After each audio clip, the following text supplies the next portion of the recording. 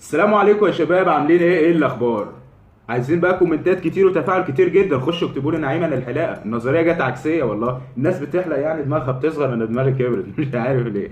طيب صلوا بينا على النبي، يلا بينا نخش في الموضوع على طول. دلوقتي الموضوع بتاعنا ازاي تبتدي يوتيوب صح. تمام كده تمام. انت عندك قناه او ما عندكش قناه، في ناس على فكره ما بتعرفش تعمل قناه. قناه سهله جدا. عندك اكونت جيميل، هتعمل اكونت باسمك الشخصي ومعاه برضو تدخل تعمل اكونت في ادسنس باسمك الشخصي وتحط عنوانك اللي هو على بطاقتك. هتخش يا عم على تطبيق اليوتيوب، هتقوم نازل على الصوره بتاعتك، هتلاقيها دوريه كده محطوطه في اخر البتاع، اكيد كله عارفها. هتنزل عليها ماي شانل، هيقول لك اختار اسم، تقوم نازل كرييت شانل. خلاص كده يا معلم بقى عندك قناه. عشان في ناس على فكره كتير يعني من صحابي شخصيا بقول له انت عندك قناه، بيقول لي ازاي القناه دي بفلوس؟ القناه دي في ناس كده ما تعرفش، مع احترامي ليهم يعني انا مش بتريق او حاجه، بس انا بشرح.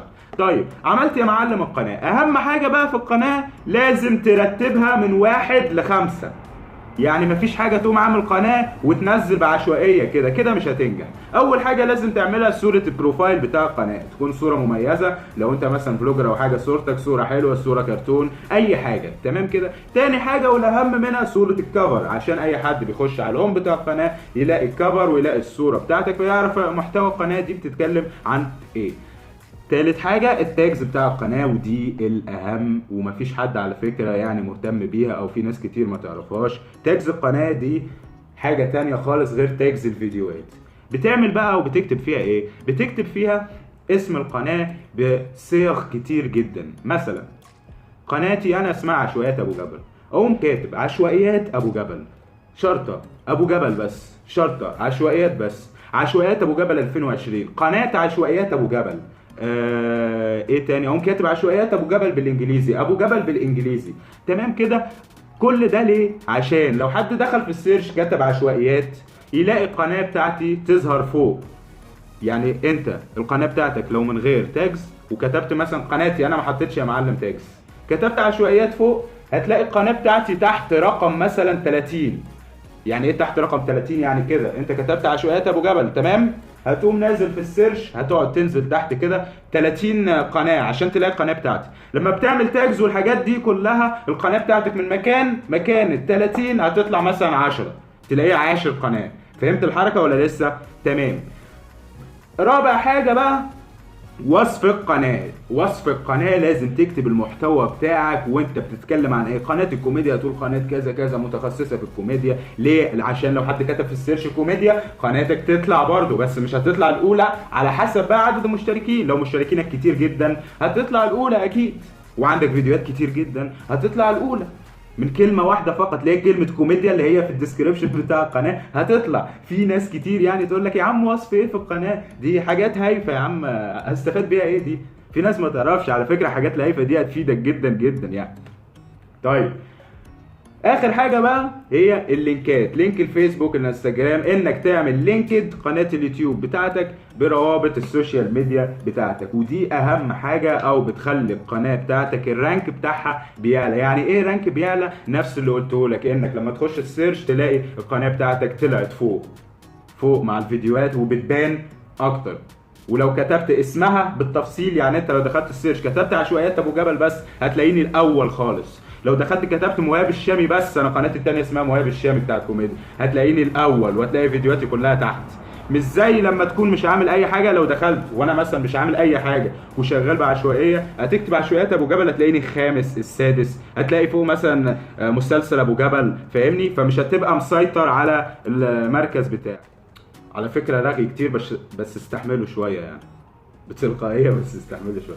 طيب كده القناه زي الفل يا معلم. ظبطت الخمس حاجات دول كده انت تمام، كده انت حبيبي تمام كده تمام. هتيجي بقى نيجي الموضوع الفيديوهات. هتقول لي انا بنزل فيديوهات ومش عارف ايه، وفيديو بيجيب 20 فيو، بيجيب لي 10 فيو. الموضوع ده على فكره عادي جدا يا جماعه، اي حد بيبتدي من الصفر عادي جدا انه يجي له 20 30 فيو. ده انا لما ابتديت في قناه الكوميديا كان بيجيني 5 فيو في اليوم وعادي مش فارقه معايا. كنت بنزل كل يوم كل يوم، انزل لغايه ما جت فتره لقيت كل فيديو بنزله بيجيب لي 1000 فيو، 2000، 3000 كده. ولما بطلت رجع بقى نزل التاني بقت بتجيب 200 300 400. ايه بقى الفكره في الكلام ده؟ الفكره ان اليوتيوب عنده حاجه اسمها روبوتس تي اكس تي، حاجه كده يا عم، رجل آلي او سيرفرات، اجهزه. الاجهزه دي لما انت بتنزل بتسيستم نفسها. انت مثلا نزلت النهارده فيديو الساعه 5، تمام؟ بكره نزلت فيديو، بعديها بيومين يا معلم نزلت فيديو الساعه 7. كده في عشوائيه في التنزيل. اهم حاجه ولازم بقى تحطها في دماغك النظام.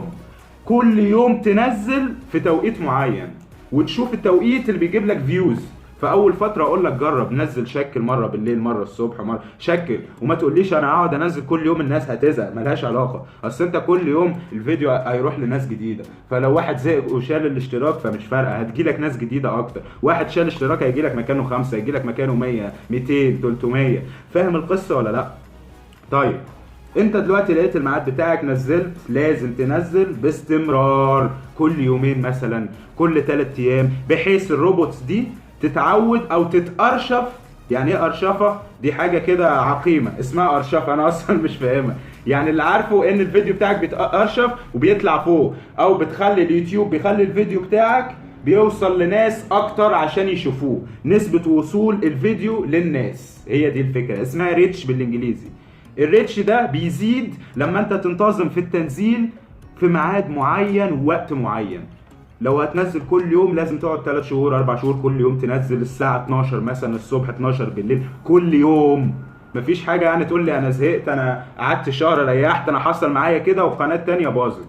يعني لما ابتدي تاني ابتدي من الصفر، وملهاش علاقة على فكرة بعدد المشتركين. انا ممكن على طول في مواقع بتبيع، اخش موقع اقوم شاري لي مثلا 50,000 مشترك، وهتلاقيك انت داخل تقول ده مشهور يا معلم 50,000 مشترك. ملهاش علاقة. اهم حاجة الريتش في القناة، اهم حاجة الريتش. يعني انت ساعات بتلاقي قناة 100,000 وتلاقي الفيديو بيجيب 1000 فيو بس. هتقول ازاي دي؟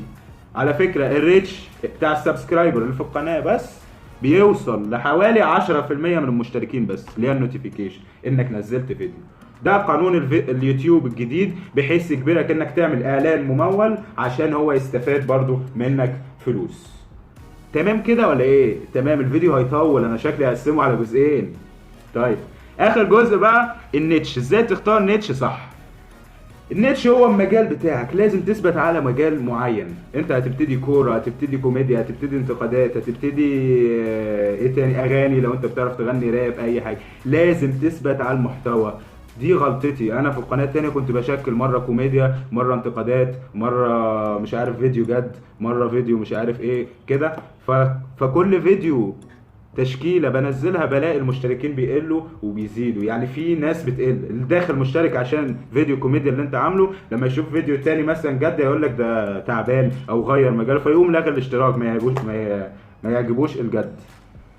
ونكمل الكلام ده بقى في الحلقه الجايه او الجزء التاني عشان طولت معاكم كتير.